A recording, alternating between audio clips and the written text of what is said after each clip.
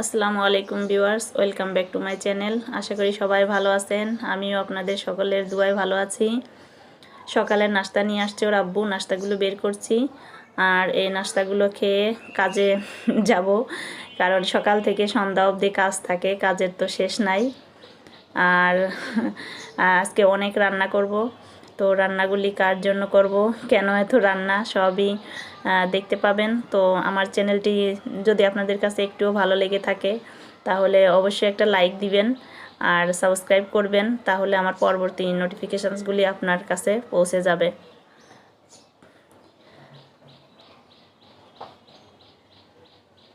তো কাজ করে তো শেষ নেই, আজকে অনেক কাজ আছে, অনেক কষ্ট হবে। কাজ করলে তো কষ্ট, আবার আনন্দও আছে কাজের মাঝে, কারণ নিজের হাতে নিজের কাজগুলি গোছগাছ করে করব। আল্লাহ পাক সুস্থ রাখেন, এটাই আল্লাহর কাছে শুকরিয়া। তো সুস্থ থাকলে কাজ করতে কোনো ব্যাপার না। তো নিজের কাজ নিজেই মনের আনন্দে করা যায়, আমার কাছে এটাই মনে হয়, ভালো লাগে। তো এই যে বাজার করে নিয়ে আসছিল, তো সেগুলি আমি এখন গোছগাছ করছি। ডিমগুলি ধুয়ে পরিষ্কার করে আমি রেখে দেবো এখন। তো ডিম অনেক কেনা হয় একসঙ্গে, কারণ যাদের ঘরে বাচ্চা থাকে তাদের ডিমের প্রয়োজনটা বেশি পড়ে। আর ডিমটা ছোট বড় সবারই মানে হাতের নাগালে, মানে খাবার কি বলা যায় এটাকে, রেডিমেড খাবার মানে যখন যেটা প্রয়োজন, কোনো কিছু না থাকলে সাথে সাথে একটা ডিমের মানে ডিম দিয়ে প্রয়োজনটা মেটানো যায়, এটাই। আর বাচ্চাদের জন্য তো অবশ্যই লাগে পুষ্টির জন্য, তো এই কারণে এই ডিমটা বেশি কেনা। আর মুরগিটা নিয়ে আসছে, মুরগিগুলো অনেক ময়লা নোংরা, তো এগুলো না পরিষ্কার করলে, আগে একটু ধুয়ে নিব, পরিষ্কার না করলে তো এগুলো কাটা যাবে না।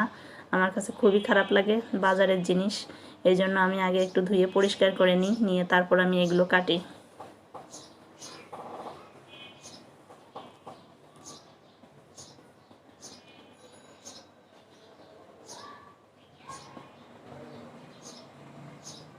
তো বাজার থেকে ওরা করে দেয়, মনে হয় পানি দিয়ে ধোয় না নাকি, এতে প্রচুর পরিমাণে ময়লা থাকে, এজন্য মানে ধরতেও ঘৃণা লাগে, এরকম অবস্থা।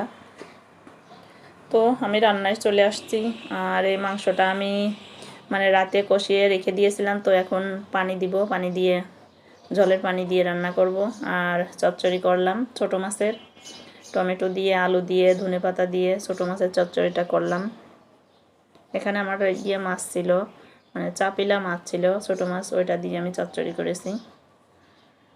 আর মাংসটা আমি আগেই মানে করে কাজ আগায় রেখে দিয়েছি, যে একসঙ্গে তো এত রান্না করতে অনেক সময় লাগবে। আর রান্নাটা ভিডিও দেখানো হয়, মনে হয় যে কত অল্প সময়ে হয়ে গেল, তো আসলে তা নয়, করতে অনেক সময় লাগে। ভিডিওগুলো তো আমরা কাটসাট করে সময় কমিয়ে তারপরে দেওয়া হয়, নইলে এতটা সময় ভিডিও দেখা সম্ভব না, ধৈর্য থাকবে না, এই কারণে। আর মশলাগুলোও আমি আগে থেকে গুছিয়ে রেখে দিই, যাতে মানে রান্নার সময় তাড়াতাড়ি করা যায়। কারণ রান্না করতে গেলে যখন অনেকগুলো রান্না একসঙ্গে করা হয়, তখন সব কিছু একটা একটা করে গুছিয়ে রান্না করতে গেলে অনেকটা সময় লেগে যায়। আর যারা একা নিজের হাতে করতে হয় তাদের তো আরও বেশি। তো এই জন্য মশলাগুলো যদি আগে থেকে গুছিয়ে রাখা যায়, পেঁয়াজ রসুন বেটে দিয়ে আগে থেকে মানে রেডি করা যায়, তাহলে পরে রান্না করতে শুধু চুলায় দেওয়া নামানো একদম সহজ হয়। আর যদি সবজিগুলো কেটে রাখা যায়, আমি মাঝে মধ্যে কেটে রাখি, যেগুলো কেটে রাখার মতো সেগুলো কেটে রেখে দিই, তাহলে রান্না করতে আরও সহজ হয়। তো কিভাবে আমাদের কাজগুলো তাড়াতাড়ি করা যায় সেই পদ্ধতি মতোই চলা উচিত, নইলে সময় তো পাওয়া যাবে না। বাচ্চারা থাকে, লেখাপড়া আছে, স্কুল আছে, নিয়ে যাওয়া আসা করতে হয়, এই কারণে সময়টা পাওয়া যায় না। তো এই জন্য যেভাবে কাজ আমাদের আগায় সেভাবেই চলতে হয়।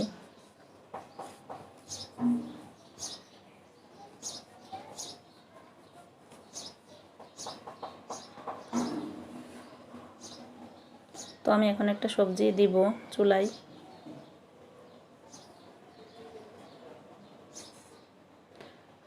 তো মশলাগুলো আমি বরাবরই একসঙ্গে সব রেখে দিয়ে তারপর তেলের মধ্যে দিই, কারণ এর একটা কারণ আছে।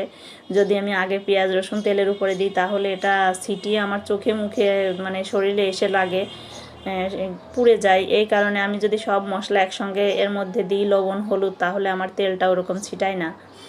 মানে এটা আমার নিজের বুদ্ধিতে করা। এই জন্য আপনারা করে দেখবেন, দেখেন অনেকটা উপকার হয়। তেল ছুটে আসে মানে তেলটা ছুটে এসে গায়ে লাগে না। এই জন্য আমাদের শরীরে মানে হাতে তো অনেক জায়গায় তেল এইভাবে ছুটে মানে লেগে পুড়ে পুড়ে কালো দাগ হয়ে যায়। তো এইভাবে দিলে আমার তেলটা ছোটেও না, অনেক ভালো হয়।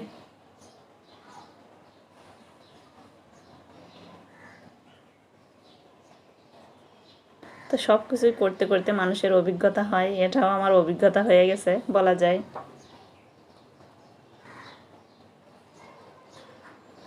তো বড়িগুলো আমি আগে ওর মধ্যে থেকে উঠিয়ে রাখছি, নইলে বড়িগুলো একদম গলে হালুয়া হয়ে যাবে, এই কারণে।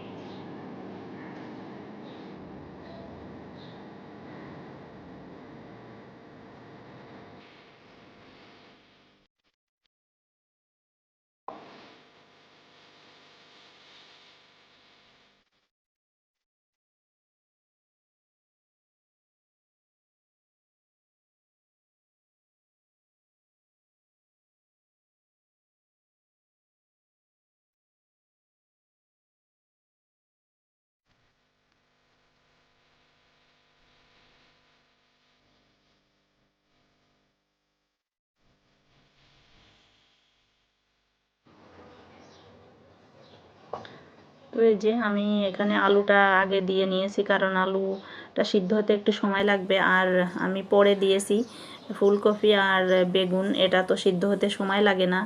তো এই কারণে আমি আলুটা আগে একটু কষিয়ে নিয়ে তার মধ্যে পরে পরবর্তী স্টেপে সবজিগুলো দিয়েছি।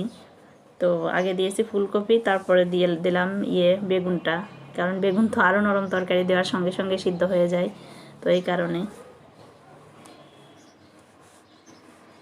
আর সবজি আমি এরকমই বেশিরভাগ রান্না করি, 2-3 প্রকারের সবজি একসঙ্গে রান্না করে মানে করলে আমার কাছে টেস্টটা ভালো লাগে, এই জন্য।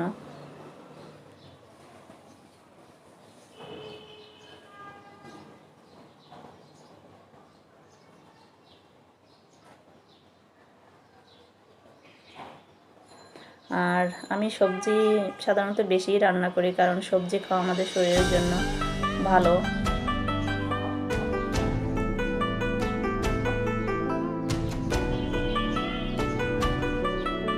তো আমার সবজিটা রান্না শেষ, আমি মাছগুলো দিয়ে দিচ্ছি। সামনে তো আসছে গরমের মানে সেই ইয়েটা চলে আসছে, হাওয়াটা এখনই মনে হচ্ছে প্রচুর গরম পড়ছে, রাস্তায় বের হলে বোঝা যায়।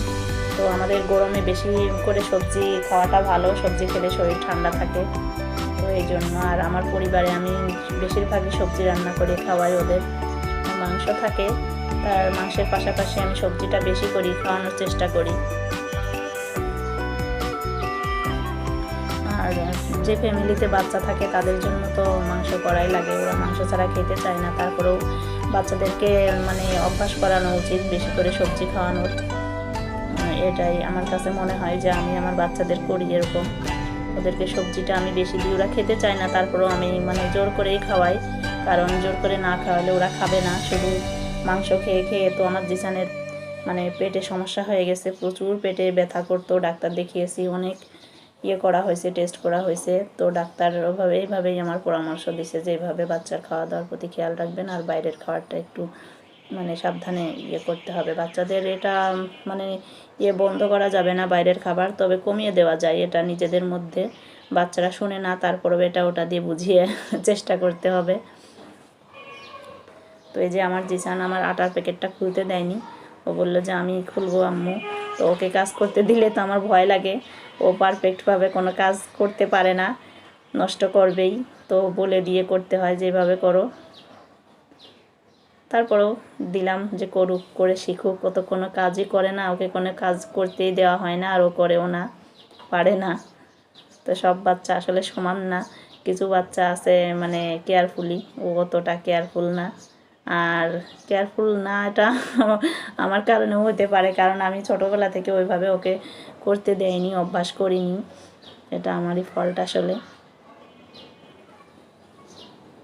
তো শিখুক আস্তে আস্তে, এখনও সময় শেষ হয়ে যায়নি, ইনশাল্লাহ পারবে।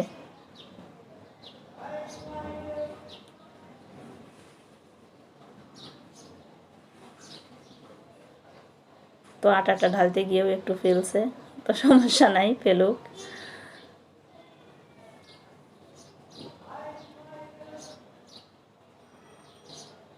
আটাটা নিয়ে আসলেই ও বলছে, আম্মু আটা তুমি কিন্তু খুলবা না, আমি খুলবো। তো আটাটা কয়েকদিন ধরেই নিয়ে আসছিল, রয়ে গেছে, আমি ওর জন্য খুলি না, যে ও খুলতে বলছে যে আম্মু আমি খুলবো, এই জন্য আমি খুলিনি, ওকে দিয়েই করালাম। ও করছে, অনেক খুশি হয়েছে প্যাকেটটা খুলে। আর এই যে আমার রান্নাগুলো শেষ। এখানে আমি চিংড়ি মাছ দিয়ে পুঁই শাকের সেই ফল রান্না করেছি, মানে ভাজি করেছি। এটা আমার কাছে অনেক টেস্ট লাগে, যে কোনো শাকই আমার কাছে টেস্ট, এটা আমি অনেকবার বলেছি। আর এই যে চিকেনটা, আর আমার সবজিটা, আমি এই সবজিটা মৃগেল মাছ দিয়ে রান্না করেছি। গতদিন যে মাছটা আমি কাটছিলাম, দেখিয়েছিলাম, সেই মাছটা দিয়ে রান্না করেছি আজকে।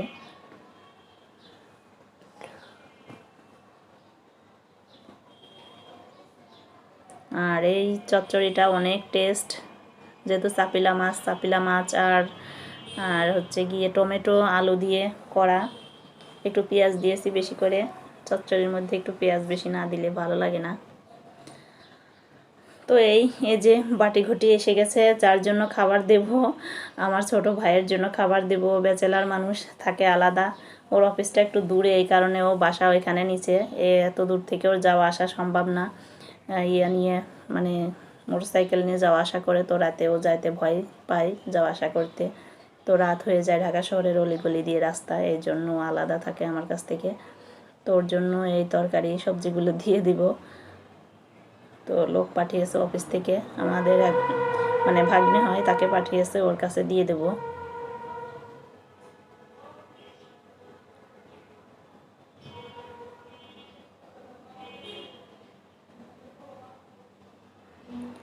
তো থাকে অনেকটা দূরে, ওখান থেকে প্রতিদিন আসা যাওয়া সম্ভব না, আর সপ্তাহে একবারই আসে বিশেষ করে, তো একদিন দিই। আর ফ্রিজে রেখে খাই, ফ্রিজে রেখে খাবারগুলো খেতেও ভালো লাগে না, কি করবে, উপায় নাই।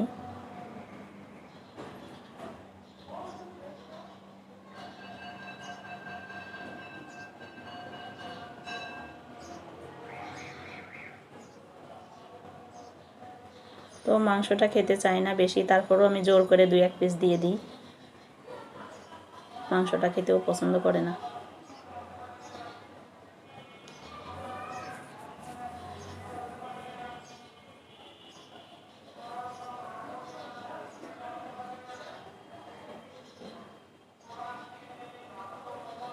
তো এই যে খাবারটা দিয়ে দিলাম ভাগ্নের কাছে, ও নিয়ে যাচ্ছে। আর আমার ভাই অফিসে রয়েছে, ও অফিস থেকে বেরোনোর সময় পায়নি, তো এই কারণে ও আসে নাই। তো এই যে আমার তাসদিদটাকে দেখুন কি করেছে, ও একটা শেফ সেজেছে, বলছে আম্মু আমাকে একটা পরিয়ে দাও, আমার দেখতে কেমন লাগে দেখি। তা ওর তো পা মানে মাথা থেকে পা পর্যন্ত পড়ে গেছে, উপরে ফিতাটা ছোট করে বেঁধে দিয়েছি, তারপরেও নিচে চলে গেছে। তো ছোট মানুষ শখ করছে কেমন দেখায়, এই জন্য পরিয়ে দিয়েছি। তো এই যে আমি যখন ভিডিও করছি, ও তো লজ্জায় চেয়ারের নিচে যেয়ে লুকাচ্ছে। তারপরে বললাম যে আব্বু বেরিয়ে আসো, তুমি বিড়াল হয়েছো নাকি, তুমি বিড়ালের মতো চেয়ারের মধ্যে লুকিয়ে আসো, বের হও। তারপর অনেক বলার পর বের হয়েছে, এক দৌড় দিয়ে এসে চেয়ারের নিচে ঢুকছে।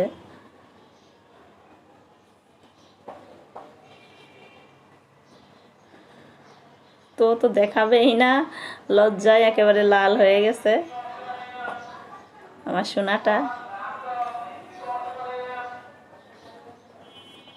তো দেখুন আমার ছোট্ট একটা শেপ, আমার ছোট্ট শেফের কেমন লাগছে দেখতে।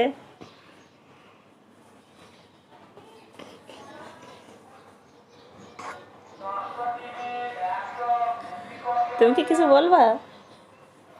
কি বলবা বলো? তুমি কি শেফ হয়েছো? না তুমি কি হয়েছো? না আমি শেফ হইনি। তো এই যে আমার দুষ্টি মিষ্টি সোনামণিরা, ওদের নিয়েই আমার সব কিছু। তো সবাই ভালো থাকবেন, আমার জন্য দোয়া করবেন। আসসালামু আলাইকুম, খুদা হাফেজ।